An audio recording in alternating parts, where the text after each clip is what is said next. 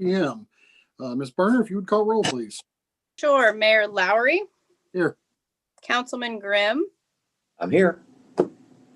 Councilman Rodwald, Here. Councilman Nowakowski, Here.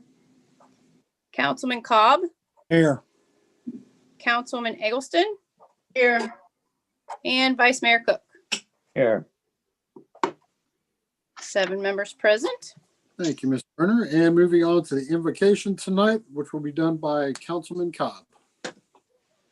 Dear Heavenly Father, help guide us to do what's right for the city and the citizens. Watch over our first responders, our law enforcement. Help us get through this pandemic, which is taking its toll. Watch over our military, our men and women of the military and their families. In Jesus' name we pray, amen. Yeah, thank you, Mr. Cobb. We appreciate that. And moving on to the pledge. Mr. Grimm has the flag as usual. Thank you, sir. I pledge allegiance to the flag of the United States of America And to the republic for which it stands, which stands one nation, under God, God, indivisible, with liberty and justice for all. Thank you, Mr. Grimm. All right, and moving on, action on the minutes, none, communications, none, city manager's report, none, comments from members of the public, Mr. Bridge. Yes, we do have one. Let me get my iPad going with you. And what we'll do is, Mr. Bridge, unless there's something in the minutes, what we'll do is we'll just, I think what we'll just do from now on is read them in both meetings. You know what I mean? Sure, absolutely. That way we just cover both bases. Okay. And can I go ahead and read the one we have? Yes, please. Okay, so this is from Aaron Lokai. He reads, hello, I've lived in New Carlisle for almost 2 years now. I'm getting frustrated with the excessive late fees on my water bills considering I'm signed up for auto pay. I probably paid more than $300 in late fees. It would be good if you could confirm how much because it doesn't say on my statements usually. Please consider not ripping me off any longer and change your auto payment terms. Thanks. So I did see this earlier today. So I did reach out to Kathy Marshall, who's our utility clerk, and we did look into this. So Mr. Lokai he was responded to today at 2:02 p.m. We did clear up his late fee things. He is not paid that much in late fees in 2019, 11. Well, we're not going to get into that. So basically what was going on is he was making payments in excess of $100. And then the cutoff is $100 because most of our bills are that 100. And then once you set up through that, if it's over $100, you actually get an email notification that the payment did not go through because it was over the dollar amount. So you have to go in and refix it. So I think we got that cleared out with him, and Mr. Lokai has been given the correct information and the correct terms to use the online bill pay. All right, thank you, Mr. Bridge. Council, any comments or concerns or questions on this topic? Can we change that policy going forward, Randy? I mean, with the increase in sewer rates, I imagine a lot of people's water and sewer bills are going to end up being over $100. That's something we'll probably have to get some months of data in to see what the average is going to be. But council, that $100 cutoff when we did online payments because the vast majority of our bills are under that $100. Mm-hmm. But that's a good point. If we do see the average bill dues go up once for the rate increase for the sewage, something we'll have to talk about with council. But we're going to need a couple months of averages before we can have any kind of good data with that. Okay. Mm-hmm. Yeah, I was going to say the same thing. I'm definitely very interested in getting rid of that cap on the $100, processing fee. I think it's something that should go if it's feasible. Well, how that would work is, say, if we change that up, I mean, the credit card processing company is going to need a fee. So it's either do they increase the fee and we pass it on to the residents, or do we have a cap for the residents and the city pays the difference? Right. But we can definitely get the information for it. But like I said, we're going to need some months of averages before we can have that call. What kind of timeline do you think we could come up with some info on that? I mean, you thinking maybe like March of next year, or what are you thinking? I mean, I know you've got many things on your plate, but just a ballpark idea. And that's easy. That's something we can pull off the system that we have. But I think they just came into effect beginning of December. Howie, definitely jump in if I'm misspeaking here. So January, February, March, we kind of want to probably release a 4-month slice out of that just to get some idea of what's going on, just in case we have high months or low months. But we can definitely look at it. I'd say March, April would probably be a good time frame. Okay, great. Mhm. Thank you very much. Anyone else on this before we move on? All right, thank you. No other emails there, sir? No, sir.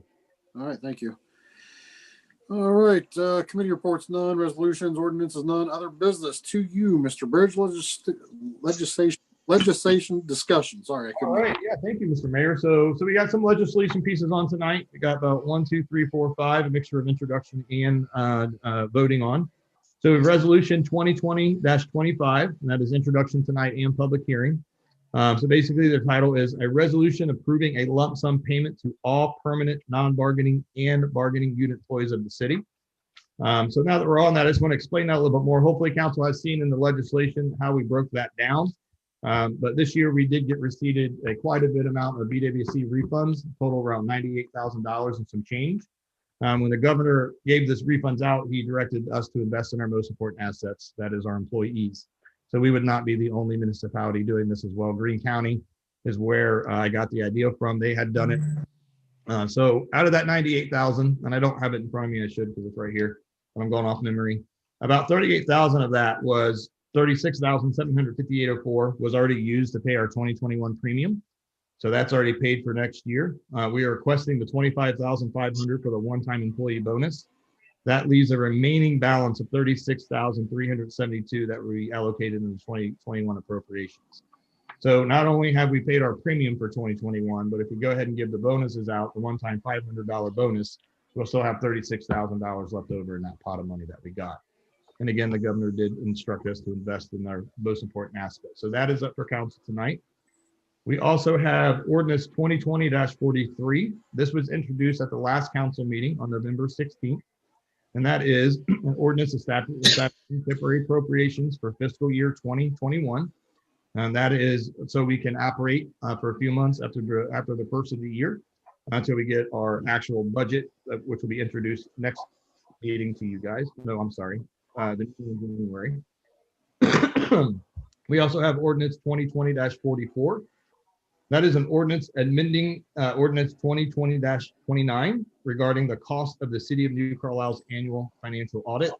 We do know that we had to uncover some additional things with our audit this year, which in return required more man hours on their behalf.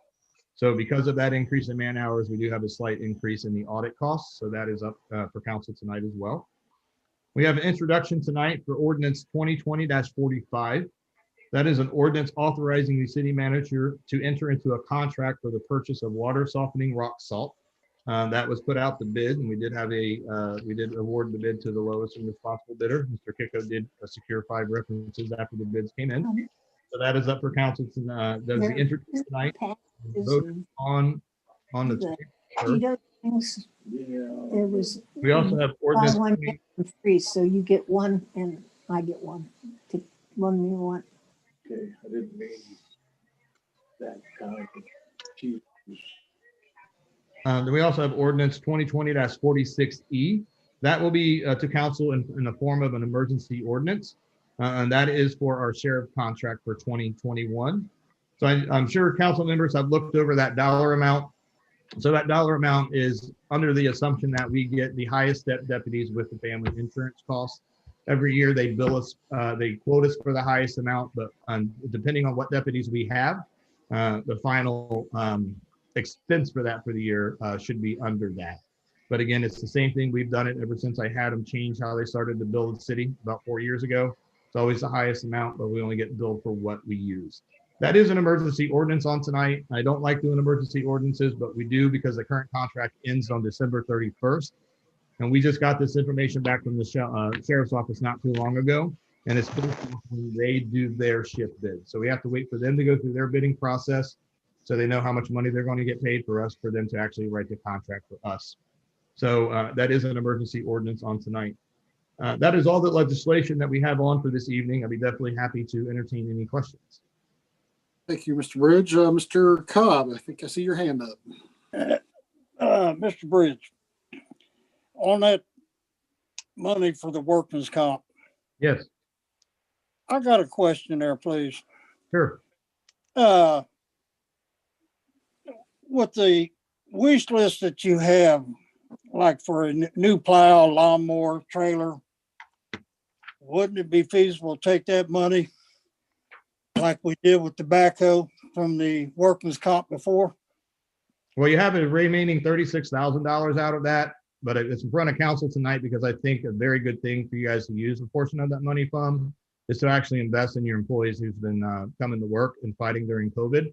Because that not only includes your 21 full-time people that you have here, it includes your administrative staff, your hourly people, but it also includes the entire fire department that they would give a $500 bonus to. So it's not just the normal people who work, it is actually going to the fire department as well. But if it was to a point that Colleen wasn't comfortable with it, or I wasn't comfortable with it, would not be informed of an ordinance today. But again, I just wanted to reiterate the fact that it would just be a one-time bonus. And then also too, we have the remaining 36,000 out of that we can do things with. But that's why it's in front of council tonight, so you guys can decide on that. Thank you. Sure. Thank you, Mr. Cobb. Anyone else? Mr. Vice Mayor. Regarding the sheriff's contract, if we go to the magistrate, I would assume we will be utilizing one of the deputies probably twice a month to either serve as a bailiff in that magistrate's court. Is this going to allow us to do that? And or are the funds there for that person? The funds are not there in that contract specifically for a magistrate. We don't know how council's going to deal with that moving forward. How it would work is if you guys wanted that in the contract, you have to end it. But something like that, I would just give extra duty hours or just put that as part of the hourly shift duties, but it's not line item in this contract, no. I don't think you'd want a deputy that's on duty at that time sitting in the. Yeah, it would probably more than likely be extra duty hours. Anything else, Mr. Vice Mayor? That'll do it for this part of it, yes. All right. Anyone else? Mr. Cobb. We're in the new business now, right? I mean, It's not, free. not technically, no. We're still going over. Okay, go ahead. So anything on city manager's, No, I agree with Mr. Cook, what he's talking about there on the magistrate. okay. We need to look into that, getting it going as soon as possible. Okay. So with nothing else, then now we are under other business. Well, yeah, that was under other business. So yes, you were correct. I apologize, sir. Okay, I was bouncing back and forth between the two screens. what I want to discuss here is we need to increase the non-residence fees for the pool. Our residents are paying taxes, which goes in to fix that pool. And somebody outside of the city who doesn't pay any taxes to the city come in here and they get the same prices as the citizens do. And I don't think that's right. If we get more money coming in, it will help fix that pool better.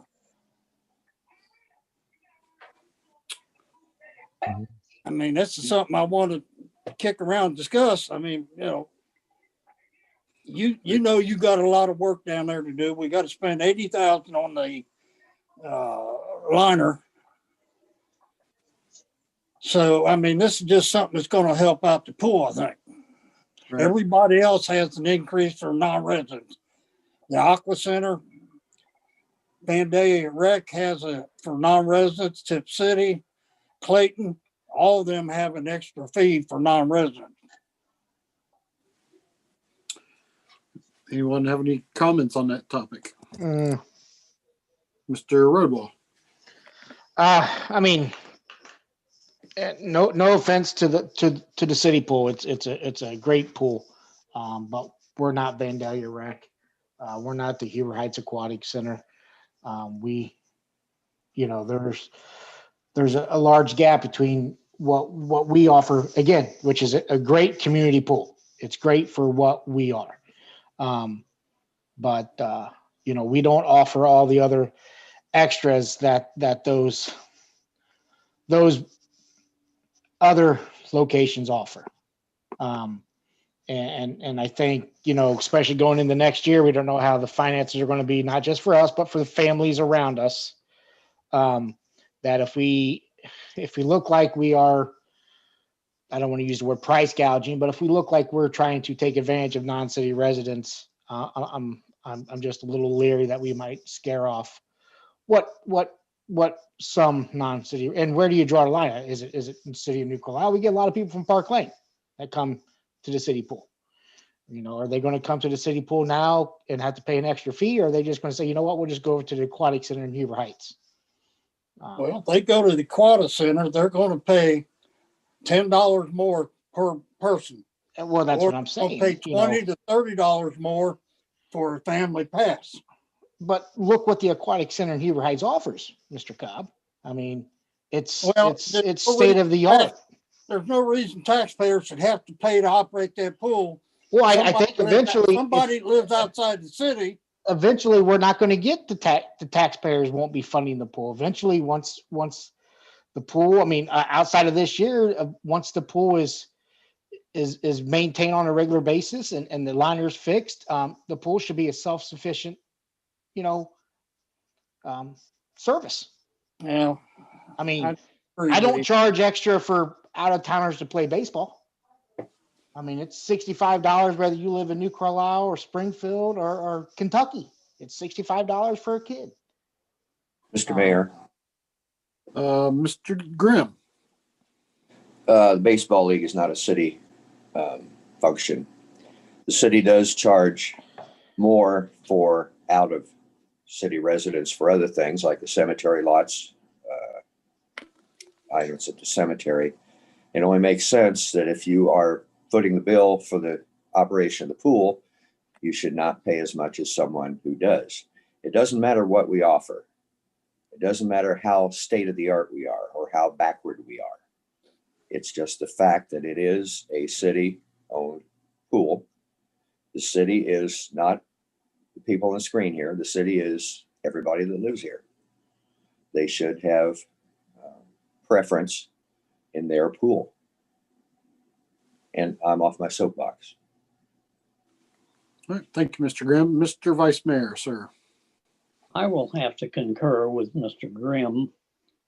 I believe that in the years that I've been around this city, I think there's only been a possibility of 1 year that pool has been self-sufficient.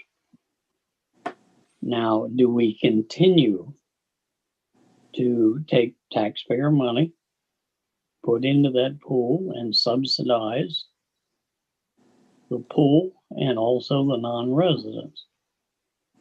I will have to agree. We either have to put that pool on a paying basis and or there has to be some kind of a declaration made. We are a business.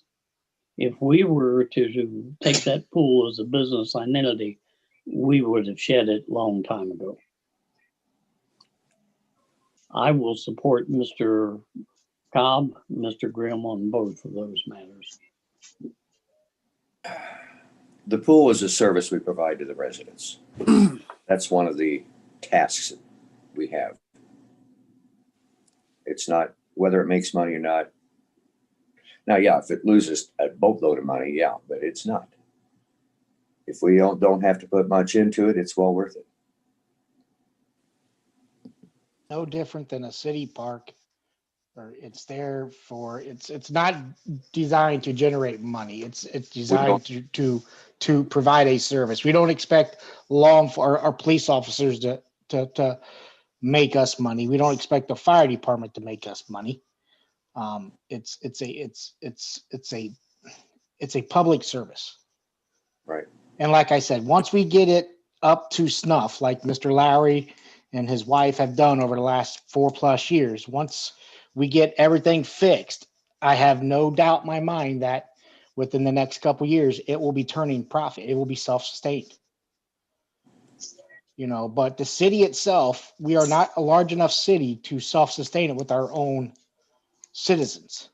We have to bring in outside visitors, whether it's from Park Lane, Northampton, the outskirts of Springfield, or that times when Tip City pulls to the max and people just want to get out, get in the water and have some sun. I feel that, all we're going to alienate more than we are going to generate.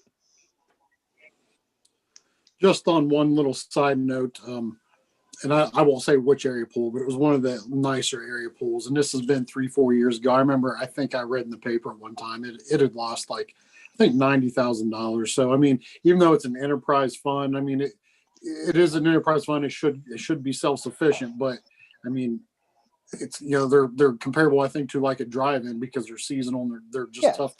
They're tough to maintain because they are a seasonal business. So it's not uncommon. I'm not saying that you want any of your enterprise funds to lose money, but it's kind of the nature of the beast with those types of funds. So. Absolutely agree. I mean, you're willing to accept a little bit of loss for the good of the community. Right. So anyone else? All right. And we are under the business. So if there's any other topics, Ms. Eggleston, Yeah, I have to agree with Mr. Cobb and Mr. Grimm. I mean, it is a service to the community, our community, not Huber Heights, Dayton, Northampton, everyone else. I mean, we charge more for a non-residential rental on the shelter house. So we should charge more for non-residents to the pool. Thank you very much, Ms. Eggleston. Anyone else? You're muted, Ms. Nowakowski. You're muted, Linda.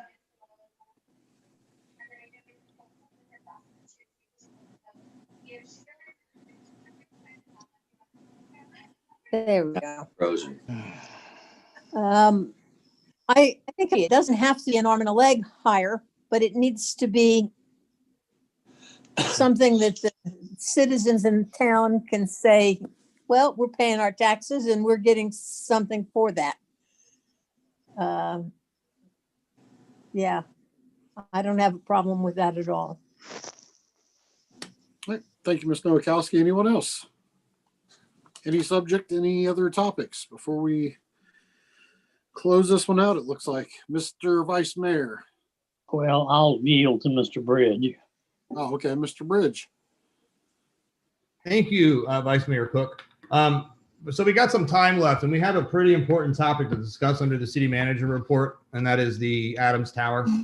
So I would maybe instead of a little earlier, if we have nothing else to talk about, we can have Mr. Kiko begin talking about the water tower. We're under some deadlines with the EPA. I've been sharing the emails with City Council, but we do got to have that determination here before December 25th. Thank you. I was going to say 8th, so I was still going to be wrong. So it's something that we should probably take a minute just to kind of refamiliarize ourselves with. I'm assuming council's maybe going to want a work session at some point in time on this, or maybe we can work it in. But again, we are under a deadline. So Mr. Kiko, do you want to think it's best just to start the conversation now, or do you think we should wait till the regular session? No, I would really like to get the information out, something so you can think about it, what the past information was that we had during past discussions at council meeting, I agree. past council meetings. Basically, Mayor, hold on for a second, Howie. Sure. Mr. Mayor, is that okay to use the remaining work session, or do you guys want to? It's really up to you. I don't have a problem with it as long as no one else in council has any issues with it. Everybody okay with that? Yep. Yeah, let's go with it. All right, Mr. Kitco. Thank you. Basically, we've been looking at Adams Tower. Its ability to be sustainable for New Carlisle for years to come. And, after getting the estimates that we have from the company that does our scarf tower, we were looking at a pretty good repair at about $350,000 to a full blast repair of about $500,000. And as I had mentioned to council before, back in 1987, I had looked at a good repair, and 1 year later it was already rusting again. So there's no way in a rehabilitation of Adams Tower would I put the city in just a good repair. We would do a full blast of that tank. That would be my recommendation if it was so to keep this tower. And I think the estimate was around 500,000. With that said, in an email 10/28 to Mr. Bridgeney had forwarded on, and I had discussed during the council meeting, an overcoat would be about 90 cents per thousand increase in water rates to $1.25 per thousand if we decided to do that full blast and get this tank basically like new condition again. So, and to demo, we have to do flow test among a few other small things. So we've been in contact with the EPA. We had a full-blown inspection done by Suez. That inspection was given to Mr. Bridge and to City Council to review. And as you've seen by the pictures, it is not in terrible shape, but it's nearing its current life expectancy. The biggest issue that the EPA had with it as far as liability is the gap between the hood and the bowl, that it's not sealed. So that will be a requirement, either A, for full rehabilitation, or possibly even if we have to demo this tower, depending on the timing of getting through winter, or if we can get it here and we have a mild winter.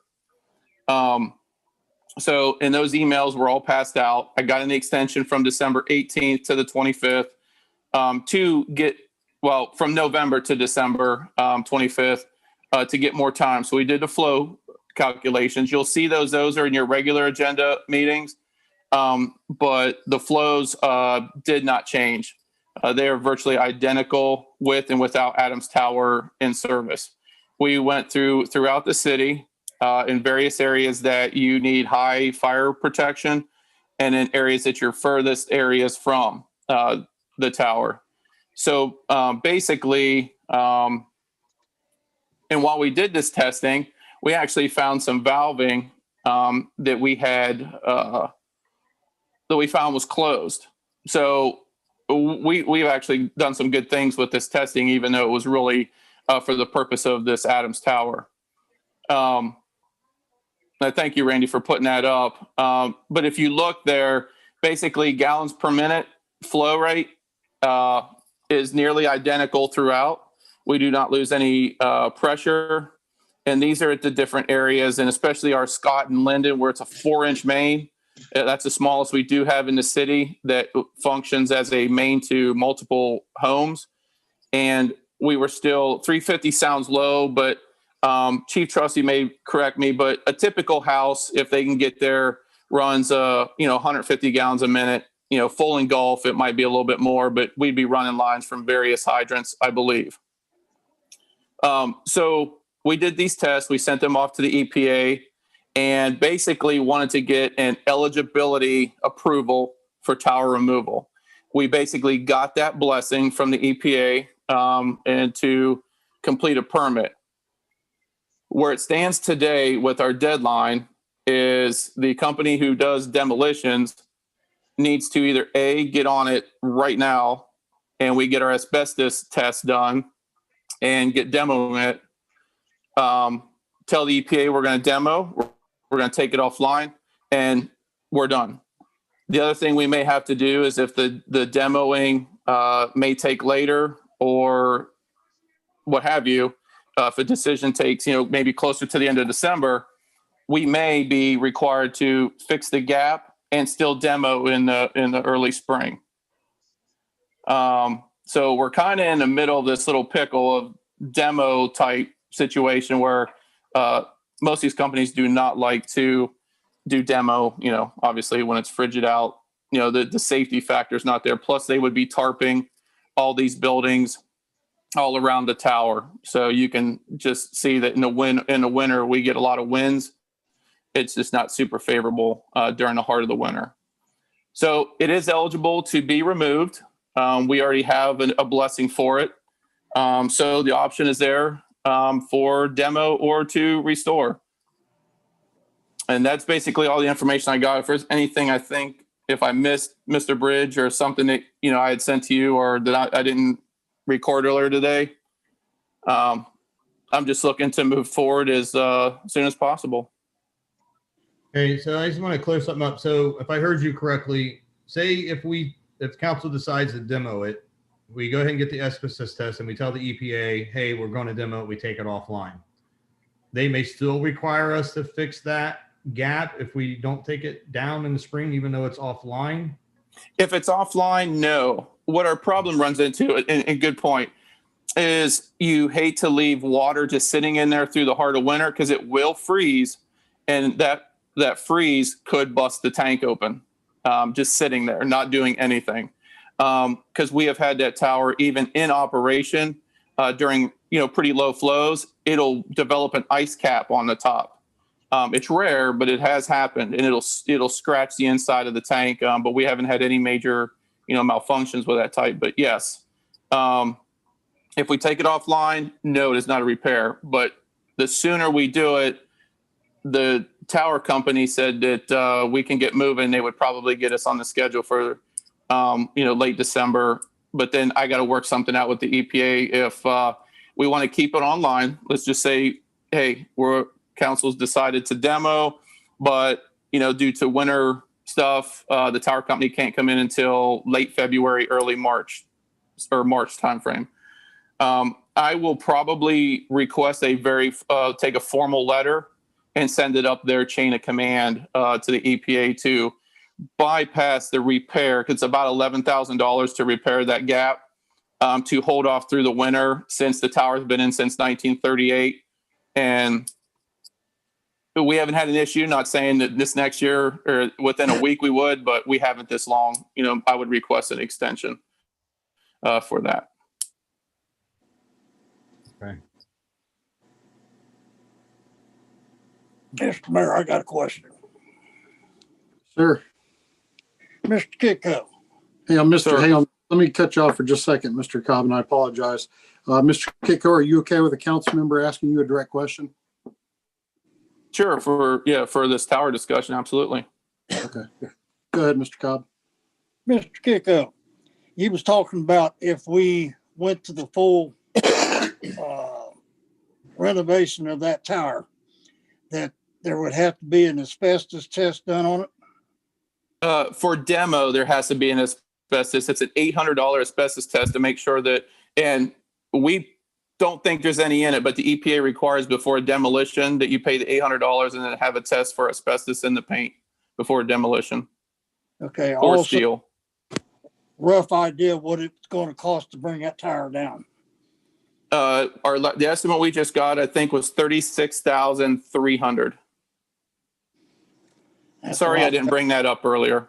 That's a Good lot point. better, 500,000.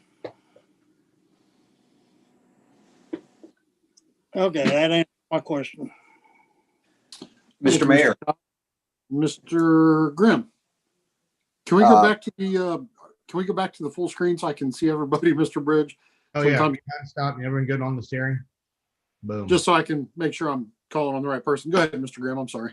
I can ask Mr. Keiko a question. I believe so, yes. Okay. I see the flow test shows a little difference when Adams is offline. What percent of capacity are we at with Scarf Road? There's no really percentage capacity. The Adams Tower is 100,000 gallons, and Scarf is 1.7 million. So it's very minimal of what Adams provides us, if that's what you're asking. Our daily flows are about 470 to 525,000 a day. So we have what the EPA requires as minimum storage. We actually have close to 3 days of water storage when you're required to have a day. But we're pumping more out of the ground than we're using, right? Well, obviously, we'd run out of water.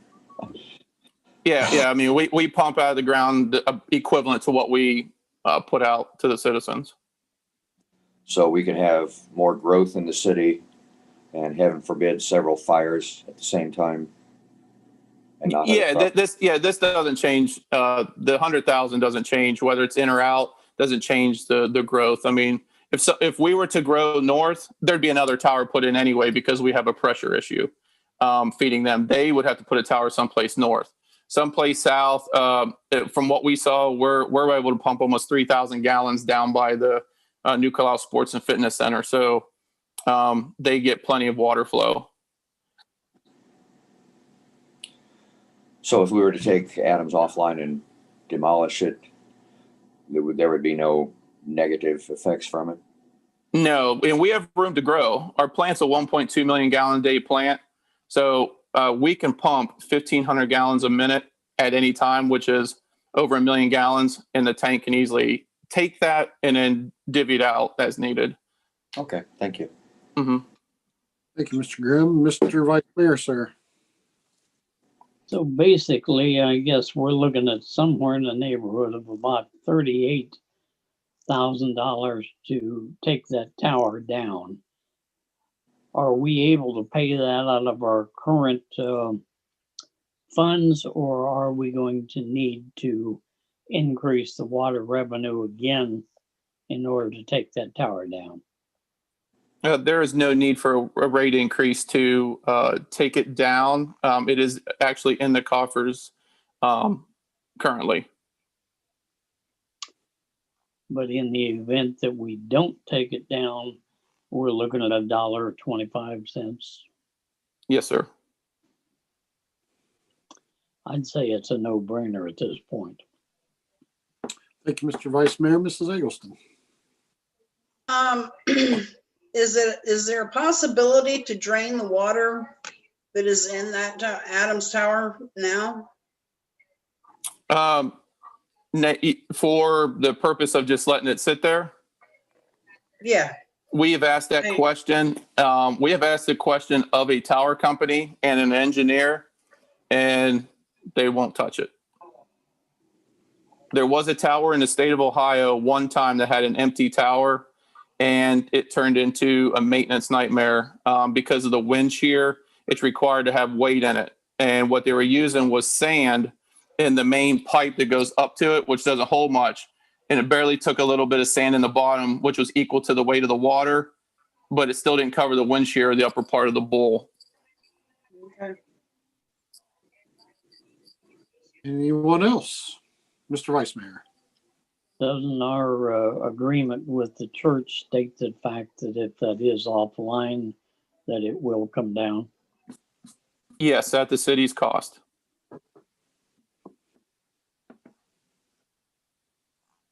Okay, do we need a motion in the work session, or do we need to take this to regular session? Mr. Bridge? I would do anything in regular session. Okay. Anyone else on Mr. Kitco's report? All righty. Thank you, Mr. Kitco. Yes, And Mr. you're Mayor. welcome. Mr. Vice Mayor, back to you, sir. All right, I got one other thing. We briefly touched on the magistrate situation for the court for the city of New Carlisle. I have touched base with Enon. Enon is bringing in between $60,000 and $70,000 per year in their magistrate's court. They hold court twice a month with a magistrate. I believe he's doing 2 villages. Enon is one. I don't remember the other. South Charleston. South Charleston, I believe you're right, Mr. Grimm. The costs are about half of what they take in.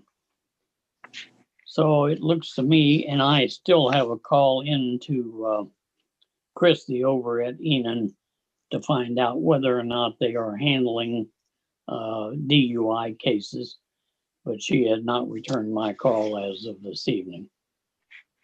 So I personally would love to see us get this magistrate thing taken care of, and I'd like to see a timeline established of having this somewhere online, either by March 1st or April 1st at the latest of next year. Thank you, Mr. Vice Mayor. Mr. Cobb. Mr. Bridge, have you discussed with the law director about this? Yeah, I sent council the information he gave back. So where we're standing with council is you guys have to decide what kind of level of mayor's court you want to do as far as DUIs, non-DUIs. Then whenever you make that determination, we have to figure out what magistrate's going to be done. And then, certain people, whoever is the mayor, which is going to be Mike, he's going to have to undergo training and then get certified on this. So there's a lot that goes into it, because the magistrate, even though we have a magistrate, pretty sure it said in the ORC that the mayor still has to go do training as well. But the mayor doesn't do the duties of the mayor doesn't do the duties of a magistrate. That would be up to council. So if you don't want a magistrate, then the mayor would be the guy sitting behind Mayor's court. saying you're guilty or not. But if we wanted a magistrate, we still got to have the mayor certified. Mm-hmm. Yeah. I Can want you- to say that's what I recall reading. Yeah. We're still Why waiting would- on some information to come back. I know Miss Eggleston, Nowakowski's going to do some things. I was with Mr. Cook when we were talking to Enon. So I think there's some more pieces of information we need to come in. But really, council needs to decide what kind of court you guys are going to do, because that dictates the training that has to be underdone. Clearly, if you don't want to do any OBIs, then you're not going to do any OBI training. I think a March or April is feasible. It's going to guide us to do some research on back end. Keep in mind, depending on those training requirements, I don't know when it's going to be up and running. But your criminal and let's say we don't want to do the DUI or OVI, whatever you want to call it. We send that to Springfield. Like speeding tickets, auto accidents, can you classify that in the magistrate? Yeah, so when you look at the ORC, it breaks it down, and I don't have it in front of me, so I'm going off memory here. Clearly, the lesser charges you do are going to be less, I think, money to the city. If you do just simple speeding tickets, no violation, no insurance violation, seatbelt, stuff like that, that's pretty cut and dry. Once you get to the OBI things, though, that can require jail time. So it's something council needs to look at. If you guys want to do these more complicated cases, say that person goes off to jail, then we have to pay for their jail stay under certain circumstances. So I think council definitely should start talking amongst themselves about which kind of level court you want to do. I would keep it simple as can be, and not maybe do OBIs. But I would also strongly recommend a magistrate doing it opposed to a mayor. And there's no offense to the Mr. Mayor or anything, but I don't want no parts of yeah, it. because we're such a small town, you have the third party neutral person up there who's a magistrate versus the mayor, so I think if council decides to use a magistrate, I think that'd be best, but really just determines on what level of court you guys want to go through. Okay. Right now, we're having a problem where Springfield is not doing court for some of our charges that we've sent in there, correct? Yeah, that's two different things though. So when we had issues with the courts, I was like, say we wanted to put someone because their shed's falling apart and they didn't do anything on the violations. We wanted to put them into Clark County Court. Springfield Court won't hear those, but the county court, we're the second city and second. It's just us in Springfield as far as cities in the county. So Springfield Municipal hears their code enforcement cases. Clark County's never heard one before, so they're not too keen of picking us up to do that. So we're looking at other things we're going to be presenting to council here in the coming month about civil fines and stuff like that. So this is a little different though. This is something that if someone's driving through your town, they get a speeding ticket, our cop is actually going to give you a ticket. And then that ticket giving process, they're going to put you into a court. If we have a mayor's court, he'll put it in the mayor's court. If we don't have mayor's court, then they'll send it up to Clark County. So they'll have to continue on doing those. So to sum it up, we're just having issues with them for our code enforcement property violations, not traffic violations. Why is that? Because they're not too keen on how to do those because they've never had them before. Because the county court, we're the only other county or other city that Springfield has their own court system. So if you're in Springfield and you get a property violation, you go through Springfield Municipal, not Clark County. We would send them through Clark County. They just never heard those cases before. But Why won't Springfield accept them? Because it's Springfield Municipality, not Clark County. It is the municipal court of Clark County. No, Springfield Municipal. Yeah, I don't know how that. Springfield. It might just be Springfield, but the more we looked at it and we looked at our options, the city's going to get more bang for their buck if we can do civil fines. And Derek's working on something like that. We'll have something to you guys to council, because let's say if it does go up to the courts, though, that judge could sit there and toss out the fee that the city's going to give and just charge that person court costs. So therefore, now we don't get any revenue stream for it. That's why we're looking at the civil fines, where they don't comply, then we issue that address a civil fine, like $5 or $10, that we get that revenue right back to us, and there's no court involved. So we're just looking at different avenues. But still, don't we still want speeding violations brought back into us? The money?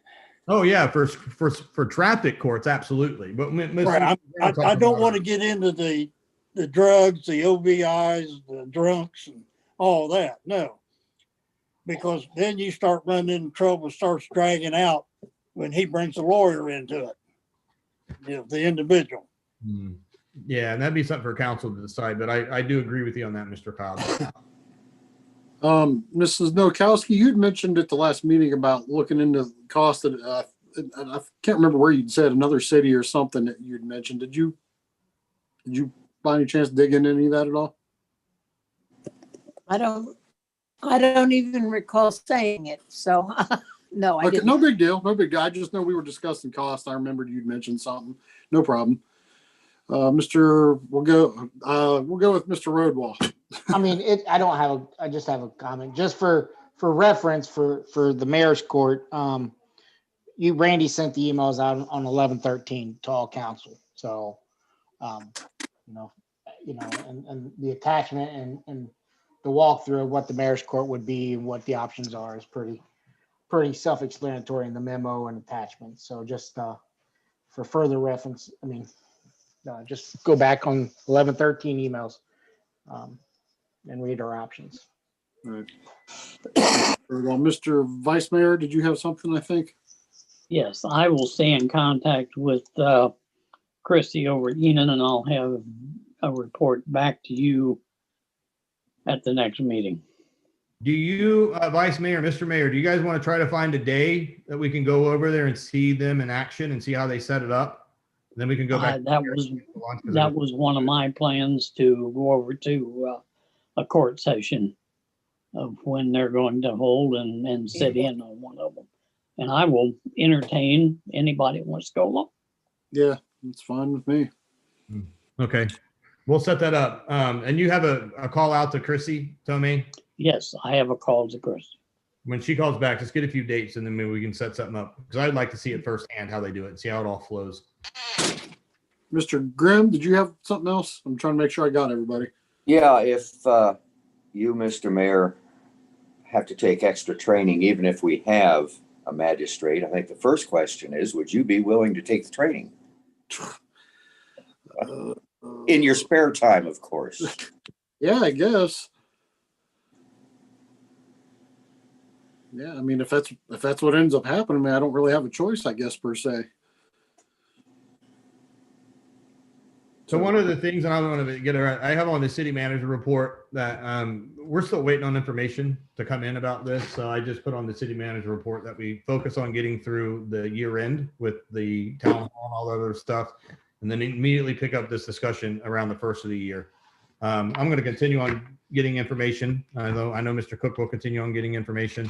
But right now we just don't have enough information to have really a good discussion on it.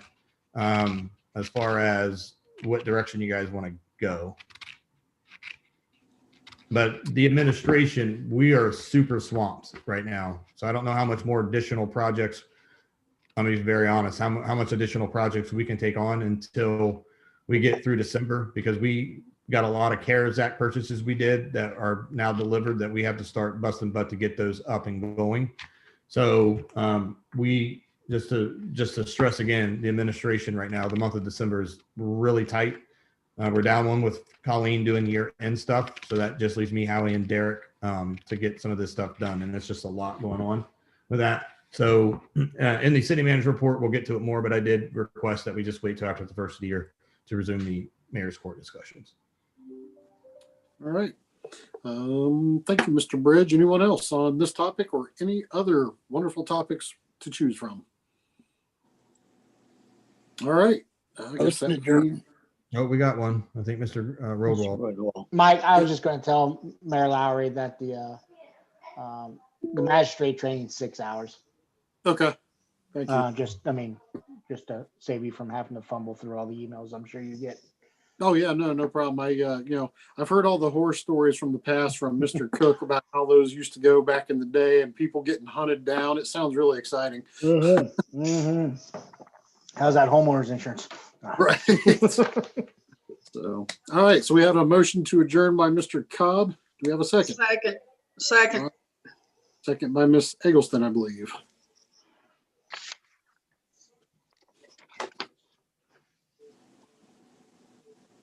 Sorry. Vice Mayor Cook, Yes. Mayor Lowry, Yes. Councilman Grimm, Yes. Councilman Rodwald, Yes. Councilman Noakowski, Yes. Councilman Cobb, Yes. Councilman Eggleston. Yes. Motion to adjourn accepted, 7-0. All right. Well, we return at 7 o'clock, normally scheduled council meeting. Awesome questions tonight, guys. Thank you. Appreciate it. See you